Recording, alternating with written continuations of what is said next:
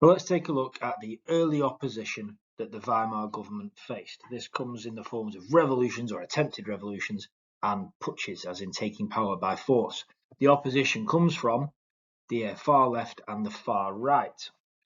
So let's take a look at them in chronological order. So first off, you have the Spartacist uprising. The context of this, by the way, is that the Republic was unpopular due to the weaknesses within the constitution, which will be shown in a previous video if you go back to that one, and also because the Weimar government had been forced to sign the Treaty of Versailles, as well as the Dolchstoss theory, the belief that they had stabbed the German people in the back and betrayed them. So the first uprising you get against the Weimar government comes from the far left, the Spartacist revolution or attempted revolution of 1919.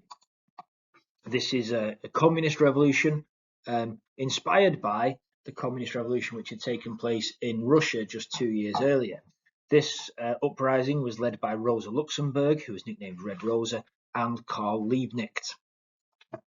So they did not believe that social democrats in the Weimar government would help German workers. So remembering, the Weimar government is, on the left of the political spectrum.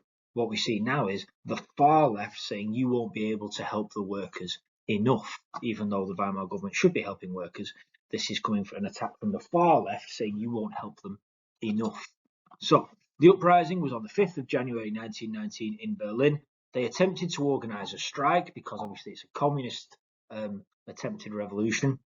So really, the belief is this should get the support of the workers. However, when they attempt to organise this strike, they receive very little support.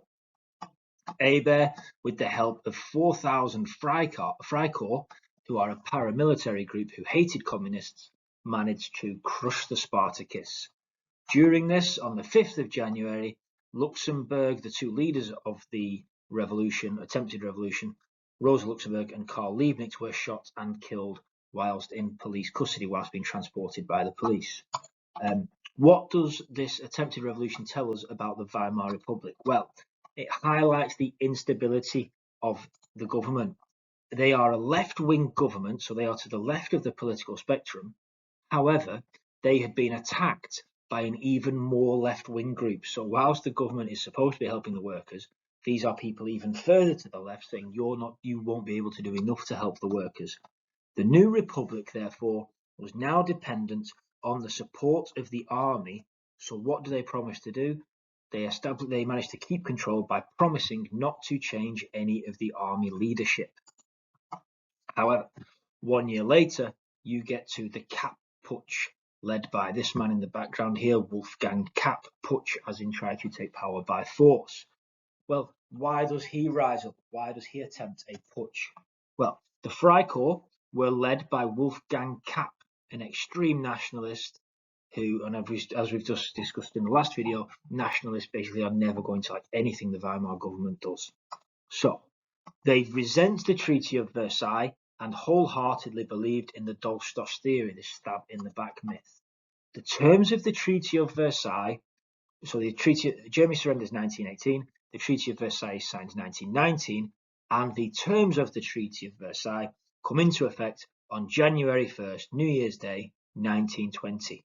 This meant the army would be reduced to 100,000, and it meant disbanding the Freikorps, getting rid of them. So they are obviously furious about this. So what do? In March 1920, they attempt to take power in Berlin and overthrow the government. The army, who had helped previously the Weimar government, refused to take any action to stop the Freikorps. Why? Well, because the Freikorps are a former military and a paramilitary group. The army actually side with the Freikorps effectively. The Weimar government was forced to flee to Dresden. The Weimar government is forced to leave Weimar and run away.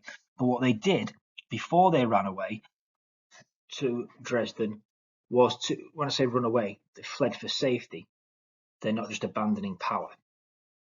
Before they ran away, though, what they called for was a general strike. So they tell the workers, don't do any work before they leave Berlin. They tell the workers of Germany, of Berlin, don't do any work. Whatever these new people who think they're in charge tell you, do not do anything. So what that means is, whilst Wolfgang Kapp is in Berlin, they have no gas, electricity, food, or coal supplies. All industry comes to a halt. So the Weimar government asks the workers to go on strike, and they do.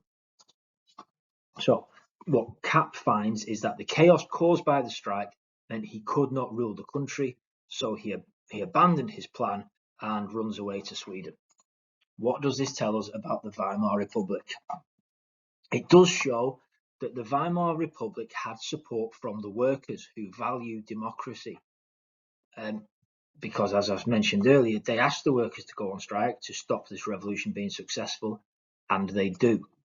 The Weimar government, though, had little support from the army, who sympathised with the aims of the putsch's leaders.